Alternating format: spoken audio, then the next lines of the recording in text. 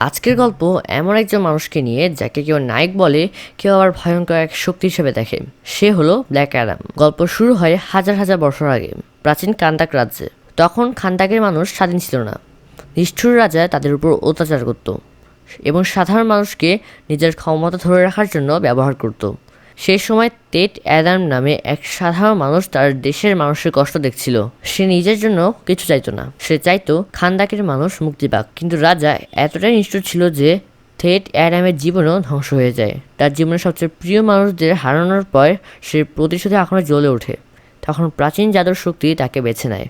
সে অসাধারণ ক্ষমতা পেয়ে যায় এবং হয়ে ওঠে ব্ল্যাক অ্যাডাম। বজ্রের শক্তি, প্রচণ্ড শারীরিক শক্তি, উড়তে পারা, অবিশ্বাস্য গতি এবং ভয়ঙ্কর আঘাত সহ্য করার ক্ষমতা ছিল তার। কিন্তু ব্ল্যাক অ্যাডাম অন্য নায়কদের মতো ছিল না।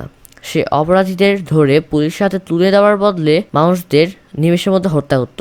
তার কাছে অন্যায় শাস্তি ছিল অনেক কঠিন।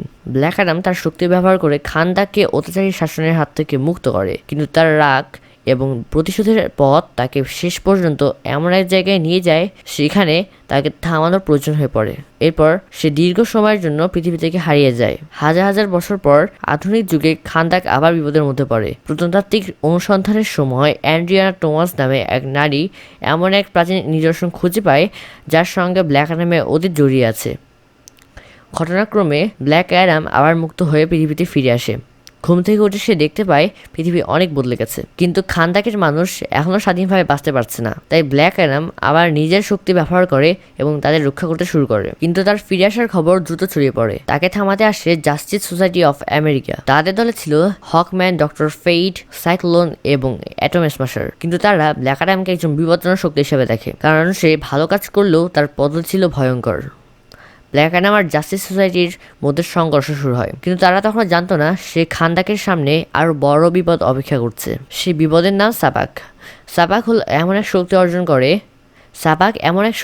করে যা তাকে ভয়ঙ্কর করে তোলে। তার লক্ষ্য ছিল খান্দাকের ক্ষমতা দখল করা এবং নিজের রাজত্ব প্রতিষ্ঠা করা। এবার ব্ল্যাক অ্যাডাম বুঝতে পারে এবার তার সত্যি নিজের মানুষদের বাঁচাতে হবে। অন্যদিকে ডক্টর ফেইট ভবিষ্যতের ভয়ঙ্কর পরিণতি দেখতে পায়। সে বুঝতে পারে সাবাককে থামানো না গেলে খান্দাক ধ্বংস হয়ে যাবে।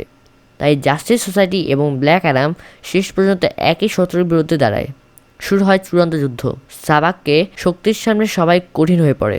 হকম্যান লড়াই করে, ডক্টর ফেইট তার জাদু শক্তি ব্যবহার করে, আর ব্ল্যাক অ্যাডাম নিজের সমস্ত শক্তি দিয়ে সাবাকের বিরুদ্ধে দাঁড়ায়। শেষ পর্যন্ত ব্ল্যাক অ্যাডাম বুঝতে পারে শুধু শক্তিশালী হলে চলবে না, তার নিজের অতীতের রাগ এবং প্রতিশোধের মানসিকতাও জয় করতে হবে। চূড়ান্ত লড়াইয়ে ব্ল্যাক অ্যাডাম সাবাককে পরাজিত করে এবং খান্দাককে রক্ষা করে। এরপর মানুষ তাকে শুধু ধ্বংসকারী হিসাবে দেখে না, তারা বুঝতে পারে ব্ল্যাক অ্যাডাম নিজের মতো করে হলেও তাদেরকে রক্ষা করতে চায়। শেষে ব্ল্যাক অ্যাডাম খান্দাকের মানুষের পাশে থাকার সিদ্ধান্ত নেয়। সে নিখুঁত নায়ক নয়, কিন্তু তার একটি জিনিস পরিষ্কার, সে তার মানুষদের জন্য লড়াই করতে যায়। আর এখানেই ব্ল্যাক অ্যাডামের গল্পের সবচেয়ে বড় প্রশ্নটা থেকে যায়, সে কি সত্যি একজন নায়ক, নাকি এমন একজন শক্তিশালী মানুষ যে নিজের সিদ্ধান্ত নায়ক হয়ে উঠেছে?